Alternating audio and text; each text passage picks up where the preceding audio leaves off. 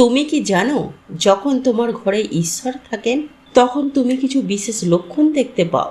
বন্ধুরা, যদি তুমি প্রতিদিন সকালে এই লক্ষণগুলি দেখতে পাও তাহলে বুঝতে হবে ঈশ্বর তোমার ঘরে বাস করতে শুরু করেছে। আজ আমরা এই লক্ষণগুলি নিয়ে আলোচনা করব। ঈশ্বরকে খুশি করার জন্য মানুষ পূজা, উপবাস এবং ভোগ করেন। সকাল সন্ধ্যায় প্রদীপ জ্বালানো থেকে শুরু করে বিভিন্ন আচার অনুষ্ঠান, সকলের উদ্দেশ্য হলো ঈশ্বরের আশীর্বাদ লাভ করা। কিন্তু তুমি কি জানো যে ঈশ্বর আমাদের একটি চিহ্ন দেন যে তিনি আমাদের সাথে আছেন? যখন তুমি নিয়মিত পূজা করো তখন অবশ্যই ঈশ্বর তোমার ঘরে থাকেন, তা প্রত্যক্ষ বা পরোক্ষভাবে হোক। অনেক সময় তুমি তার উপস্থিতি অনুভব করো, আবার কখনো কখনো তাকে দেখতেও পাও। আবার কখনো কখনো এমনও হয় যে ঈশ্বর তোমার ঘরে থাকে কিন্তু তোমার কিছু ভুলের কারণে তিনি ফিরে যান। উদাহরণস্বরূপ, অনিয়মিতভাবে বা কিছু সময়ের জন্য পূজা করা, এই সবই তোমার কাজের কারণে হতে পারে যা ঈশ্বরকে রাগিয়ে তোলে। এমন কিছু কিছু লোক মনে করেন যে যারা প্রতিদিন পূজা করলেও তারা ঈশ্বরের উপস্থিতি অনুভব করে না, তবে এটি তাদের কর্মের ফলাফল। তাই আমাদের মনোযোগ দেওয়া উচিত। আমাদের মনে রাখা উচিত যে দেবতাকে খুশি রাখতে হলে আমাদের কাজ সঠিক ও নিয়মিত হওয়া উচিত। আজ এই ভিডিওটিতে আমরা বলবো আপনারা কিভাবে চিনবেন যে ঈশ্বর আপনার বাড়িতে এসেছেন। তাহলে আসুন জেনে নিই সেই লক্ষণগুলি সম্পর্কে যা আপনাকে বলে যে ঈশ্বরের আশীর্বাদ আপনার উপর রয়েছে। রুক্ষ মুহূর্তে স্বপ্ন আসা। রুক্ষ মুহূর্তে রাতের শেষ থেকে সকাল শুরুর মধ্যে সময় থাকে। এই সময়টিকে অত্যন্ত পবিত্র ও আধ্যাত্মিকভাবে শক্তিশালী বলে মনে করা হয়। যদি প্রতিদিন এই সময়ে আপনার ঘুম সক্রিয়ভাবে খুলে যায় তাহলে রুক্ষ মুহূর্তে স্বপ্ন দেখলে এটি একটি গুরুত্বপূর্ণ লক্ষণ হতে পারে। বিশেষ করে এমন স্বপ্ন যেখানে আপনি মন্দিরে পূজা করছেন, মন্ত্র জপ করছেন, তাহলে ওই স্বপ্নগুলো একটি ঐশ্বরিক লক্ষণ। এর অর্থ হতে পারে যে ঈশ্বর আপনার বাড়িতে উপস্থিতি অনুভব করছেন। শঙ্খের শব্দের গুরুত্ব। হিন্দু ধর্মে শঙ্খের একটি বিশেষ গুরুত্ব স্থান রয়েছে। শঙ্খের শব্দকে অত্যন্ত গুরুত্বপূর্ণ বলে মনে করা হয়। তাই যে কোনো শুভ অনুষ্ঠানে বা পূজায় শঙ্খ বাজানো প্রয়োজন। যদি আপনি সকালে ঘুম থেকে ওঠার পর শঙ্খের শব্দ শুনতে পান তাহলে এটি একটি অত্যন্ত শুভ লক্ষণ। বিশ্বাস করা হয় যে শঙ্খের শব্দ শোনার ইঙ্গিত দেয় যে আপনার বাড়িতে মা লক্ষ্মীর আগমন ঘটেছে এবং আপনার জীবনে সুখ সমৃদ্ধি প্রবেশ করতে চলেছে। ইতিবাচক এবং নেতিবাচক লক্ষণ।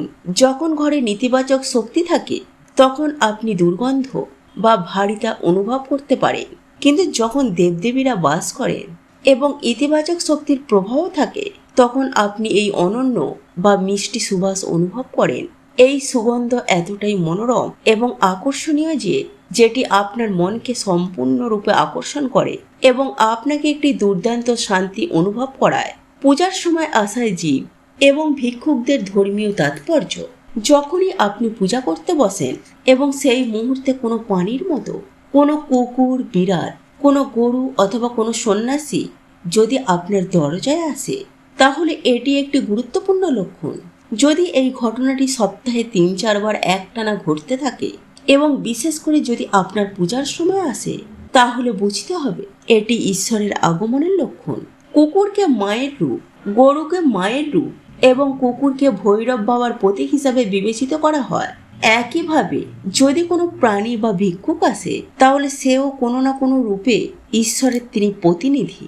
ঈশ্বর আমাদের কাছে তার আসল রূপে দৃশ্যমান নন, তবে কিছু মানুষ এবং প্রাণী আছে যাদেরকে ঈশ্বরের সমান বলে মনে করা হয়। আপনার দরজায় এই প্রাণী ও ব্যক্তির আগমনকে এটি শক্তির প্রতীক যে ঈশ্বর আপনার দরজায় কড়া নাড়ছে। আমাদের কখনোই এই ধরনের প্রাণী বা পাখিদের আমাদের দরজা থেকে তাড়িয়ে দেওয়া উচিত নয়, বরং আমাদের তাদের সম্মান করা উচিত এবং তাদের খাওয়ানো উচিত। সবথেকে বড় দান হলো খাবার এবং জল। যখন আপনি তাদেরকে খাবার ও জল দিয়ে সন্তুষ্ট করেন তখন আপনি ঈশ্বরের সেবা করছেন। অতিথির আগমন। যদি আপনার বাড়িতে পূজার সময় কোনো অতিথি আসে তবে এটি ঈশ্বরের করুণার লক্ষণ বলে বিবেচিত হয়। বিশেষ করে যদি অতিথি আপনার জন্য কোনো উপহার নিয়ে আসে তবে এটি একটি স্পষ্ট লক্ষণ যে ঈশ্বর আপনার পূজা গ্রহণ করেছে। স্বপ্নে মন্দির বা ঈশ্বরের মূর্তি দেখা। যদি আপনি রাতে বারবার স্বপ্ন দেখেন যে আপনি একটি মন্দিরে বা ঈশ্বরের মূর্তি বা তার ছবি দেখছেন, তাহলে এটি একটি লক্ষণ যে ঈশ্বরের করুণা আপনার উপর বর্ষিত রয়েছে। এই স্বপ্নগুলি দেখায় যে এর ঐশ্বরিক শক্তি আপনার জীবনে ইতিবাচক শক্তির প্রভাব ফেলছে এবং আপনাকে সঠিক দিক নির্দেশনায় দেখাচ্ছে। সিদ্ধান্তের সন্দেহ এবং ঐশ্বরিক শক্তির আশীর্বাদ। অনেক সময় এমন হয় যে আপনি কিছু করার জন্য পদক্ষেপ নেন, কিন্তু একই সাথে সেই সিদ্ধান্ত সম্পর্কে আপনার মনে সন্দেহ জাগে।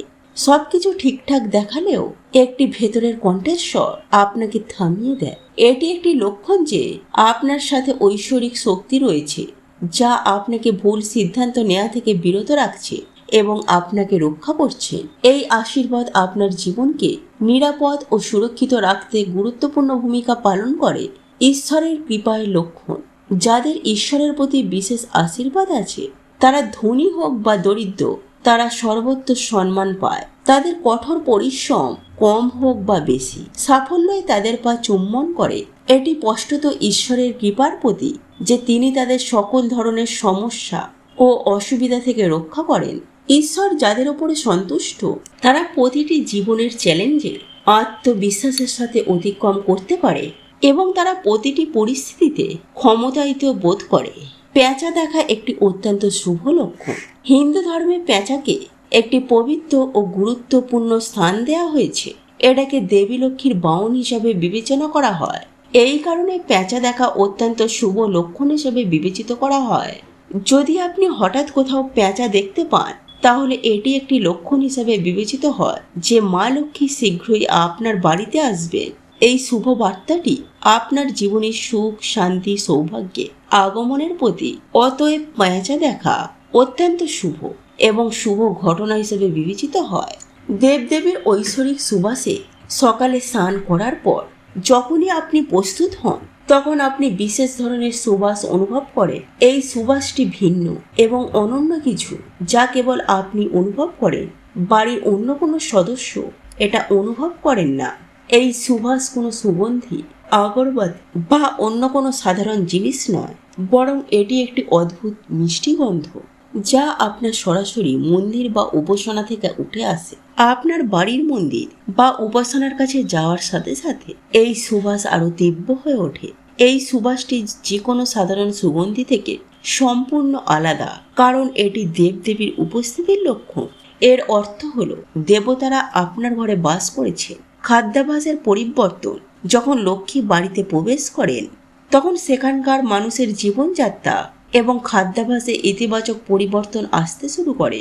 এই ধরনের মানুষের বাড়িতে খিদা কমে যায়, কম খাবার খেয়ে তারা তৃপ্তি বোধ করে। মা লক্ষ্মীর আশীর্বাদ পাওয়ার পর সেই বাড়ির লোকেরা নেশা জাতীয় দ্রব্য এবং আমিষ খাবার খাওয়া থেকে দূরে থাকতে শুরু করে। এটি একটি লক্ষণ যে ঘরে পবিত্রতা ও সাত্ত্বিকতা বাস করছে, যার ফলে জীবনে নতুন শক্তি ও সুখ শান্তি আসে। নীলকান্ত পাখি দেখা। যদি আপনি টানা 3 দিন ঘর থেকে বের হওয়ার সময় নীলকান্ত পাখি দেখতে পান, তাহলে এটি মহাদেবের কৃপার প্রতীক বলে মনে করা হয়। এটি একটি লক্ষণ যে ঈশ্বর আপনার প্রার্থনা শুনেছেন বা আপনার যে কোনো বড় ইচ্ছা পূর্ণ হতে চলেছে। সাদা গরুর শুভ লক্ষণ। যদি আপনার বাড়ির সামনে সাদা গরু ঘন ঘন আসতে শুরু করে অথবা কোন দিন তার বাছুরকে খাওয়াতে দেখা যায়, তাহলে এটি আপনার উপর দেবদেবীদের বিশেষ আশীর্বাদের লক্ষণ। এর অর্থ হলো আপনার পূজা এবং প্রার্থনা সফল হচ্ছে। পাখি বাসা তৈরি করছে। যদি কোনো পাখি আপনার বাড়ির প্রধান প্রবেশ পথে চারপাশে বাসা তৈরি করে, তাহলে এটি অত্যন্ত শুভ বলে বিবেচিত হয়। এটি প্রমাণ করে যে আপনার পূজা সফল হয়েছে। পাখি এবং তাদের বাচ্চাদের কখনো বিরক্ত করা উচিত নয়, বরং তাদের জন্য খাবার এবং জলের ব্যবস্থা করা উচিত। আবেগপূর্ণ পূজার লক্ষণ। যদি আপনি পূজা করার সময় এতটাই আবেগপ্রবণ হয়ে থাকেন যে আপনার চোখ থেকে জল ঝরতে থাকে, তাহলে এটি একটি স্পষ্ট লক্ষণ যে ঈশ্বর আপনার খুব শীঘ্রই আপনার প্রার্থনা পূরণ করতে চলেছে। প্রদীপের শিখা আরো উজ্জ্বল হয়ে উঠছে। যদি পূজার সময় প্রজ্বলিত প্রদীপের শিখা আরো উজ্জ্বল হয়ে জ্বলতে শুরু করে, তাহলে এটি একটি লক্ষণ যে আপনার পূজা সফল হতে চলেছে। এটি ঈশ্বরের কৃপার বার্তা, যার কারণে আপনার দুঃখের দিনগুলি খুব শীঘ্রই শেষ হবে। পূজার সময় ফুল ও মালা পড়ে যাওয়া, এই সময় ঈশ্বরের মূর্তি থেকে ফুল বা মালা আপনার কাছে পড়ে যায়, আপনার দিকে পড়ে যায়, তাহলে এটি অত্যন্ত শুভ লক্ষণ। এটি ইঙ্গিত দেয় যে ঈশ্বরের আশীর্বাদ আপনার উপর রয়েছে এবং আপনার ইচ্ছা খুব শীঘ্রই পূরণ হবে। সুস্থ শরীর, যারা সুস্থ আছেন তাদের উপরে ঈশ্বরের বিশেষ আশীর্বাদ থাকে। সুস্বাস্থ্য কেবল আপনার শরীরে ইতিবাচক প্রভাব ফেলে নেয়, বরং এটি আপনাকে আর্থিক ক্ষতি থেকেও রক্ষা করে। অতএব আপনি যদি সুস্থ থাকেন তাহলে আপনাকে নিজেকে ভাগ্যবান বলে মনে করা উচিত। আপনার জীবনে যদি একজন যোগ্য জীবন সঙ্গী থাকে তবে এটিও ঈশ্বরের কৃপার ফল। একজন ভালো জীবন সঙ্গী আপনার জীবনকে সুখী করতে পারে, কিন্তু জীবন সঙ্গী যদি সহযোগিতা না করে তাহলে ঝগড়া এবং ঝামেলার মধ্যে জীবন কাটানো যায়। বাধ্য সন্তান, যদি কোনো ব্যক্তির সন্তান বাধ্য হয় তবেও এটি ঈশ্বরের কৃপা। আজকের যুগে বেশিরভাগ মানুষ তাদের সন্তানের কারণে অসন্তুষ্ট থাকে। যখন আপনি হঠাৎ কোনো প্রচেষ্টা ছাড়াই কিছু সৌভাগ্য অনুভব করেন, যেমন কোনো কঠিন পরিস্থিতি থেকে বেরিয়ে আসা বা কোনো সমস্যা সক্রিয়ভাবে সমাধান হয়ে যাওয়া, তখন এটি ঈশ্বরের কৃপার লক্ষণ হিসেবে বিবেচিত হতে পারে। এই লক্ষণটি আপনাকে বলে যে ঈশ্বর আপনার সাথে আছে এবং আপনার প্রার্থনা শুনছেন। মনের শান্তি যে তার রাগের উপর নিয়ন্ত্রণ রাখে, যার মন শান্ত এবং যিনি স্বাভাবিকভাবে প্রতিটি পরিস্থিতির মুখোমুখি হতে পারে, এই ধরনের ব্যক্তিদের ওপর ঈশ্বরের হাত থাকে। এই গুণটি অর্জন করা সবার পক্ষে সহজ নয় এবং এটি ঐশ্বরিক অনুগ্রহের প্রতীক। যে কোনো ধরনের রোগের তাৎক্ষণিক কারক। যদি আপনি দীর্ঘদিন ধরে কোনো রোগে ভুগছেন এবং হঠাৎ আপনার স্বাস্থ্যের উন্নতি হয়, তবে এটি ঈশ্বরের উপস্থিতির একটি গুরুত্বপূর্ণ লক্ষণ হিসেবে বিবেচিত হয়। যখন ঈশ্বর আপনার বাড়িতে থাকেন তখন তিনি আপনাকে কেবল মানসিক নয়, শারীরিক স্বাস্থ্য প্রদান করে। নেতিবাচকতার অবসান এবং ইতিবাচক চিন্তা ভাবনার অনুপ্রেরণা। যখন আপনার জীবনে নেতিবাচকতা আসে, যেমন যদি কোনো সম্পর্কের ফাটল বা মানসিক চাপ হঠাৎ কোনো উপায়ে শেষ হয়ে যায়, তবে এটি ঈশ্বরের করুণার লক্ষণ হিসেবে বিবেচিত করা হয়। এছাড়াও যদি আপনি হতাশগ্রস্ত হন এবং হঠাৎ করে কোনো অনুপ্রেরণাদায়ক ব্যক্তির কাছ থেকে ইতিবাচক চিন্তা ভাবনা বা নির্দেশনা পান, তখন এটি ঈশ্বরের সক্রিয় উপস্থিতির প্রতীক। এটি তার অনুপ্রেরণা, যা আপনাকে এগিয়ে যেতে বা আপনার লক্ষ্যের দিকে কাজ করতে অনুপ্রাণিত করে। করুণা বা দয়ার অভিজ্ঞতা, যখন আপনি কাউকে দেখার পরে হঠাৎ করুণা বোধ করেন, অথবা তুমি যদি কাউকে সাহায্য করতে চাও, তাহলে এটাও ঈশ্বরের করুণার লক্ষণ হতে পারে। এই লক্ষণগুলি দেখায় যে ঈশ্বর তোমার মাধ্যমে মানবতার সেবা করছে। যখনই তুমি মন্দিরে যেতে চাও বা পূজা করার তীব্র ইচ্ছা প্রদর্শন করো, তখন মন্দির বা উপাসনালয়ের প্রতি আকৃষ্ট উপস্থিতি লক্ষণ হিসেবে বিবেচিত করা হয়। এই লক্ষণটি তোমাকে বলে যে ঈশ্বর তার দিকে আপনাকে ডাকছে এবং তোমার ভক্তিরও প্রয়োজন। বন্ধুরা, আমরা আশা করি ভিডিওটি তোমার ভালো লেগেছে। আমরা তোমার এবং তোমার পরিবারের সুস্বাস্থ্য, সুখ এবং সমৃদ্ধি কামনা করি। ধন্যবাদ।